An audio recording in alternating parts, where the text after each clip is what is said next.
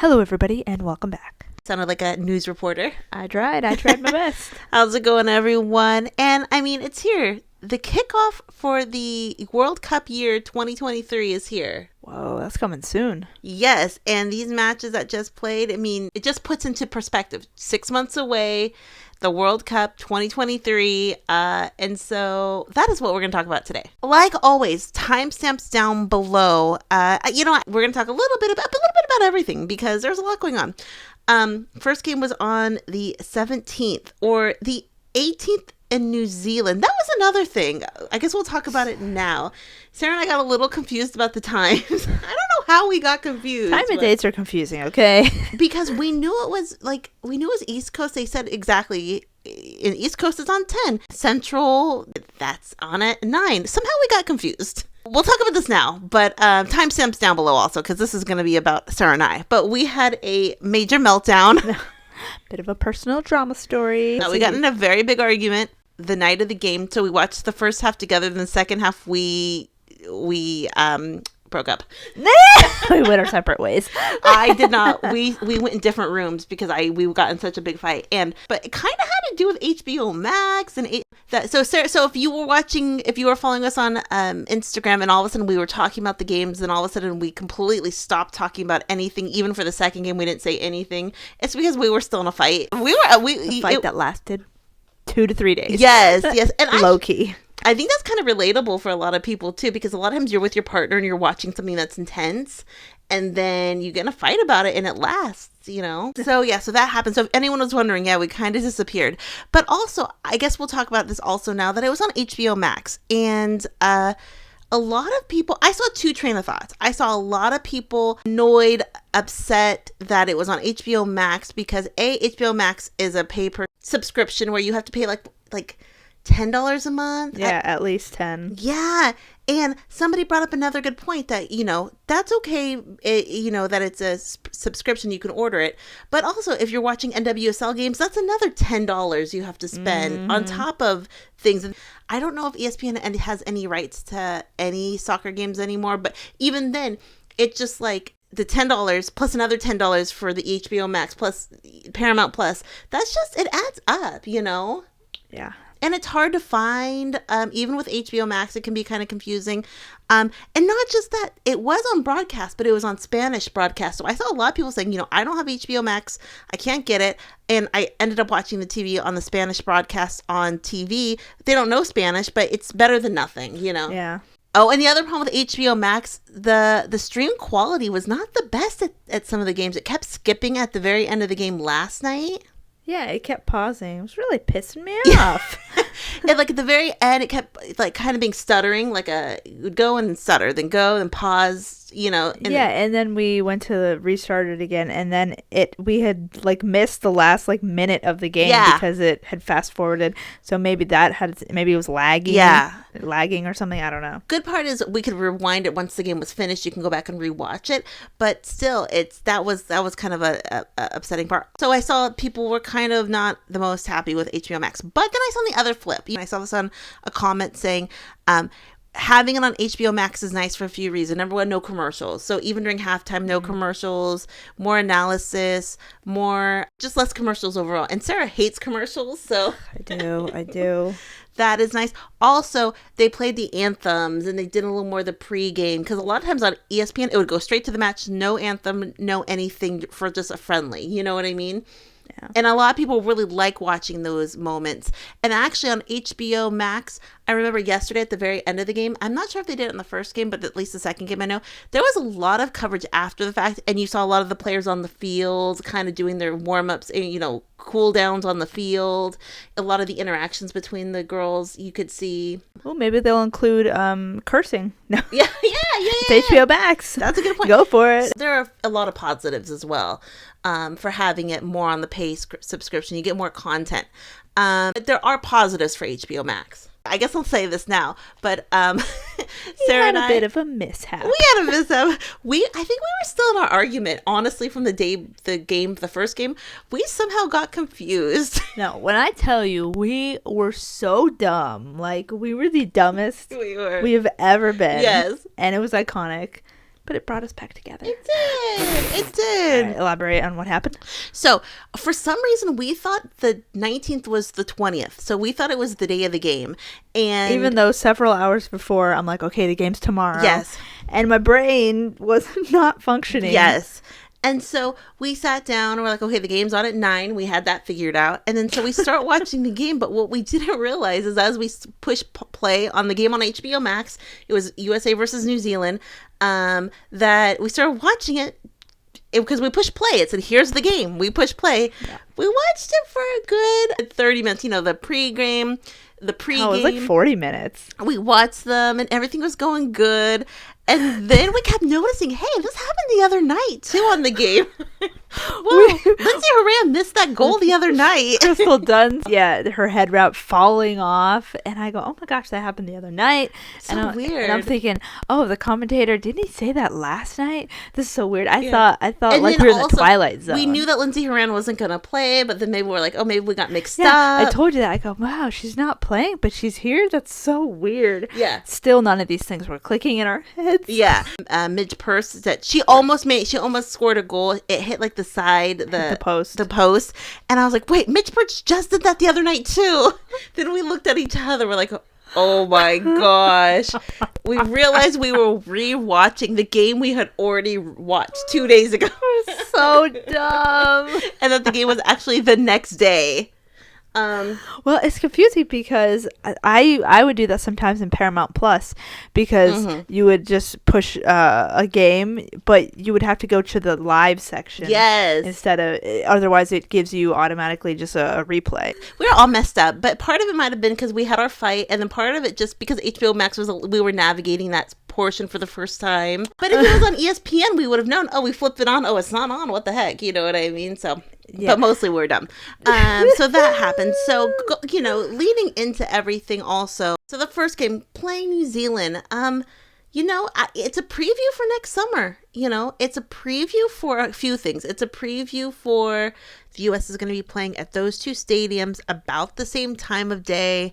And it's really just a preview for what's going to happen next summer. We're going to experience, I heard them saying that they're going through the motions as though it were to be the World Cup next summer, way that they were preparing. Also, it looks like the matches next summer, at least the first few matches, are going to be at 9 p.m. Eastern time in the States. So it's a very doable time to watch them, which will be nice too for the fans. If they have a night game at the World Cup, then it is going to be later. But also, New Zealand is gorgeous. Did you see all those pictures, all the scenery pictures, everything? It's just... Yeah, very beautiful. I was even telling Sara before our fight, or after our fight. Pre-fight, post-fight, that just the way the sun was setting on the field, or the way the sun was over... I mean, it had such a beautiful, such a pretty look to making the field. The sun was so pretty. And obviously, during the summer...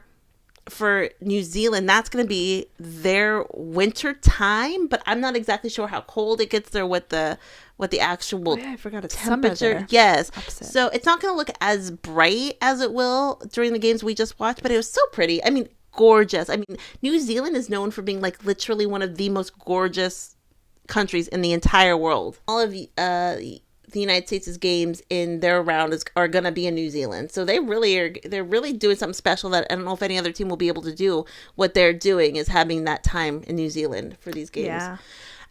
But also they played New Zealand. New Zealand is ranked 24th in the world. However, the squad that they had for this game was not their A squad. I believe they had 8 or 9 uncapped players, a young team.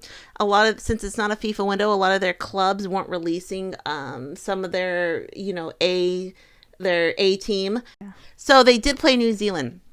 Like I said, we're not going to go too much into these games, but there was a lot of bright spots, and then, there's a lot of things that you think, well, it's 6 months out for the World Cup. Should it be this much of a question mark about so many things? Because when Vlatko still says he's trying this, he's trying that, that's a little concerning. Sorry, he's canceled. What? That is a little bit concerning when Vlatko still says we're trying. A lot of it, I'd say. But if we go into the first match, it's our first game in 2 months. The first half of the first game, I think most people thought it was a very underwhelming that first half. Yeah. Also, those New Zealand players they don't have a lot to lose. I don't think anyone expected them to win. They were in the front of their home crowd, so they're going to go for it. But the fact that New Zealand kept the team from scoring at all in the first half, I think that said a lot about the New Zealand team. Right. Yeah, I agree. Going to first half, going to the second half. Midge had an interview, and she said that Vlatko was they're gonna have a talking to about the urgency of which they are playing, which they weren't playing with much urgency. So coming out for the second half, Vlatko did one of his hockey style substitutions, 4 in, 4 out. Also, Mal Swanson, I'm never gonna get used to it. No, she's Mel Pugh. It is always a little transition to change. It'll take a few years. No. Yeah, everyone's like pew pew pew, you know. It's iconic. Yeah, so Mal Pugh having Mallory Swanson, it's going to take a bit, but even the commentators a couple times got, you went back to Pugh, which of course you have the same name for 24 years, you know. Whole different name. Whole different name, exactly. But going into the 52nd minute, she scored with a Trinity Rodman assist, and definitely Trinity and Mal both looked really good in these two games. They were definitely bright spots, big bright spots.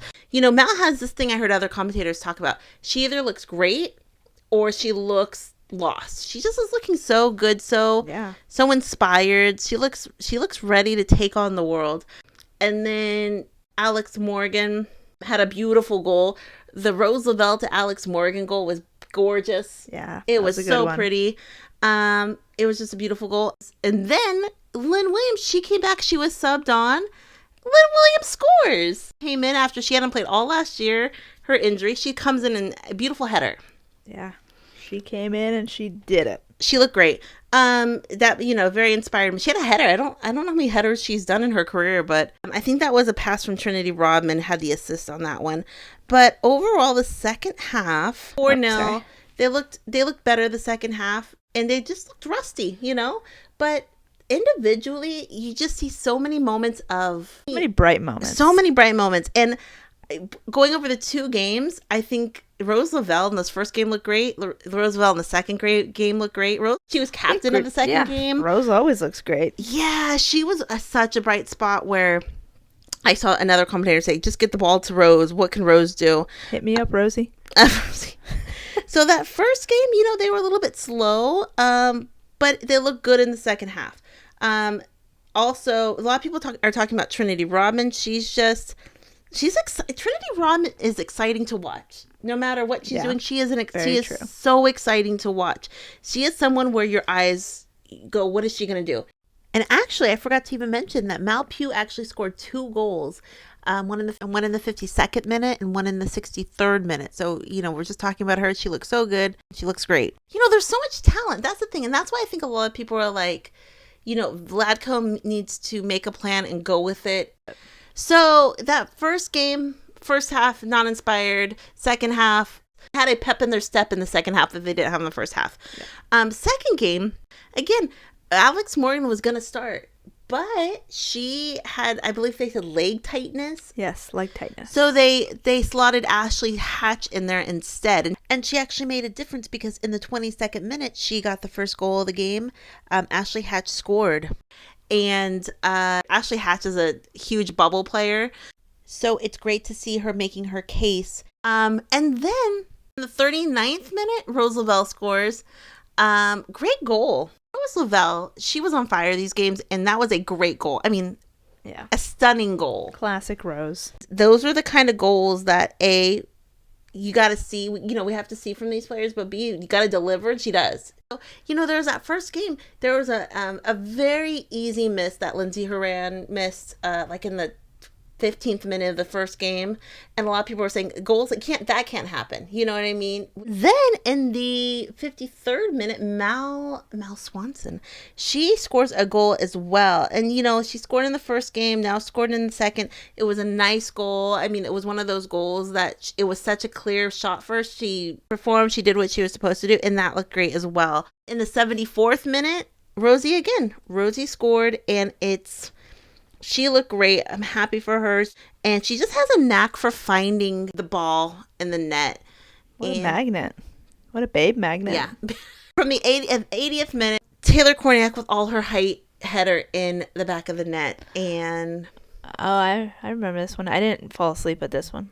I think Sara fell asleep. I was tired. So she scored. So Taylor Kornieck, again, is definitely one of those bubble players that we don't know the long term where Vlatko sees Taylor. And I'd say he looks down, but he might look up. yeah, he might. That game ended 5-0. Definitely good to see a shutout on both games. That was definitely a bright spot because there's, I think a clean sheet is important in these kind of games. Yeah, especially a new year. New year, new team. Who dis? Yeah. It's only 6 months out, but there's a lot of still question marks that, but I honestly, and I was thinking a lot about this, I honestly feel, barring any other injuries, I think when the World Cup gets here, I think they're going to be so ready. You know what I mean? Like, yeah, all this kind of doubt, all like what's going on. I think when the World Cup's going to come, it's such a time for the players that they've had these last couple years, figuring out the newer players, the Trinity Rodmans, the Sophia Smiths. I think World Cup time comes around and all these players are slotted in. Still think the World Cup is the United States is to lose. I mean, I'm saying this even from the perspective of England being on such a high with so many good players, but also we know England has injuries. Beth Mead is injured. The Ellen Whites have retired. You know what I mean? Yeah. So England's going to look a lot different in the World Cup next year too. I think there is so much talent that is going to get figured out and sorted out by the World Cup. I really see all this work in the last couple of years. It's really going to come to a head in a good way for the World Cup. Yes. You know what I mean? I mean, just the players. Sophia Smith is looking so good. The excitement that Trinity Rodman brings on is like no other player. She has this excitement. The leadership and the experience of an Alex Morgan. There are so many pieces that are just so solid that I just see them still. I see all the pieces coming together next summer. I see even, once a Kat Macario gets back, even without a Sam Ewis, even without a Julie Ertz, even without those players that were the face for so long, I think these new players are going to hit their stride at the perfect time once everyone is healthy and has come together. I really do. Up until recently, I was still on the fence, but I honestly think with all those pieces. Now, if you talk about the questions in their midfield, which I think that's the big question overall, there's a lot to be sorted out. How much talent they have. They'll get it together, right? I think so. The big question is the midfield, and I think everyone would tell you that. But they have a lot of talent. They have to figure it out. I think ever since, and like I said, we talked about last video, I don't think Julie Ertz is coming back. Mm-hmm. A lot of people don't think Sam Ewis is going to come back. So I think there is a lot of questions in the midfield, but the talent's there.